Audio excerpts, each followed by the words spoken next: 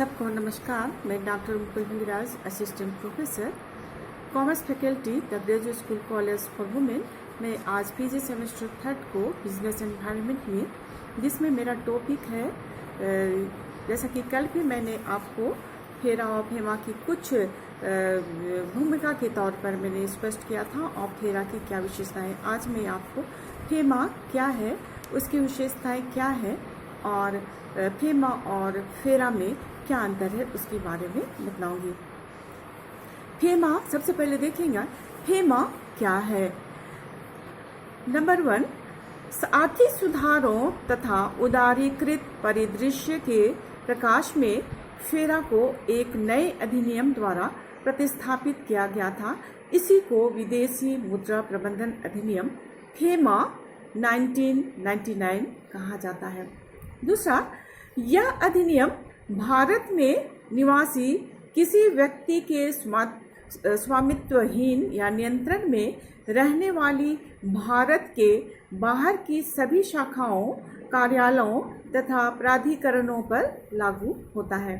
तीसरा, फेमा की शुरुआत एक निवेशक अनुकूल विधान के रूप में की गई थी, परंतु यह एक अर्थ में पूर्णतया सिविल विधान है, क्योंकि इसके उल्लंघन में केवल मौद्रिक, शास्त्रीय तथा अर्थदंड का भुगतान करना ही शामिल है। चौथा, इसके तहत किसी व्यक्ति को सिविल कारावास का दंड तभी दिया जा सकता है यदि वह नोटिस मिलने की तिथि से 90 दिन के अर्थात कि 90 दिन के भीतर निर्धारित अर्थदंड का भुगतान ना करे, परंतु यह दंड भी उसे कारण बताओ नोटिस तथा व्यक्तिगत सुनवाई की औपचारिकताओं के पश्चात ही दिया जा सकता है।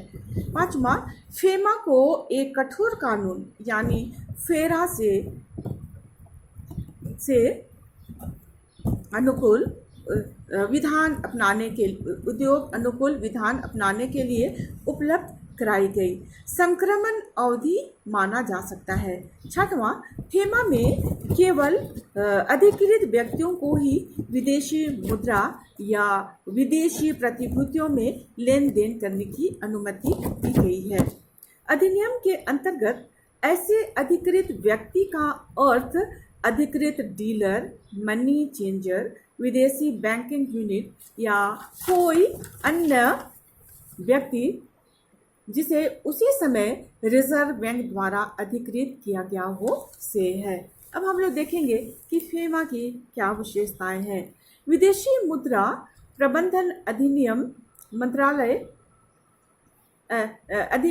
की महत्वपूर्ण विशेषताएं इस प्रकार से हैं। नंबर 1, यह पूर्ण रूप से चालू खाते की परिवर्तनीयता के अनुरूप है और इसमें पूंजी खाते के लेन देन हेतु प्रगतिशील उदारीकरण के प्रावधान है। दूसरा, इसकी आवेदन प्रक्रिया बहुत ही पारदर्शी है और इसमें विदेशी मुद्रा के अधिग्रहण, जमाखोरी पर रिजर्व बैंक या भारत सरकार के निर्देश बिल्कुल स्पष्ट हैं।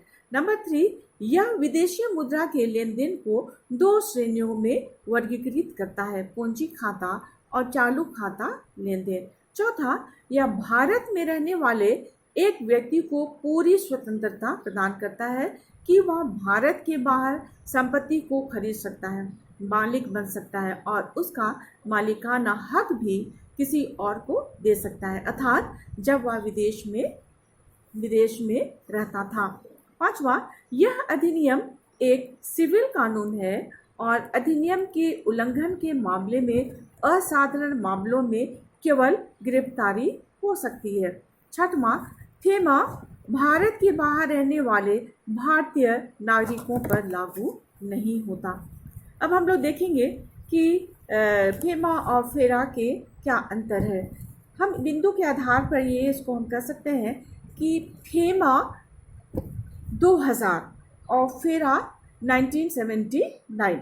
सबसे पहले हम देखेंगे फेमा में बिंदु के आधार पर कि फेमा 2000 में क्या इसके अंतर्गत है। इसके अंतर्गत 49 खंड है और जिनमें से 12 का संबंध संचालन संबंधी कार्यों से है और बल्कि अन्य पैनल संबंधित प्रावधान है।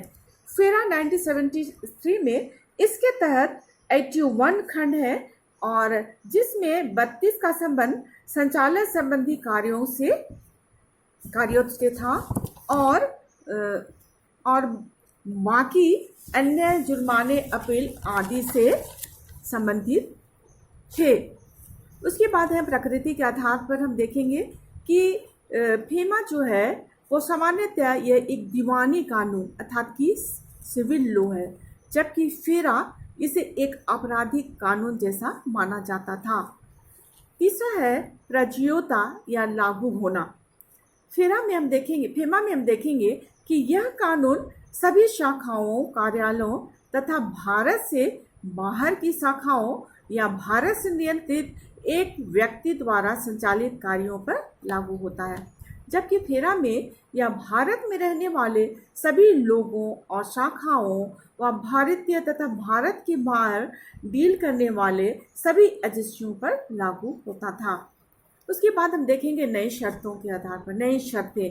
तो फेमा के अंतर्गत हम देखेंगे कि पूंजी खाता लेन देन, चालू खाते के लेन देन, नई सेवाओं और शर्तों की शुरुआत करते समय, और जबकि फेरा में इसकी शर्तों के बारे में जानकारी नहीं दी गई है। हम फेमा में देखेंगे फेरा के स्थान पर एक प्रमुख कानून जैसा कि अधिनियम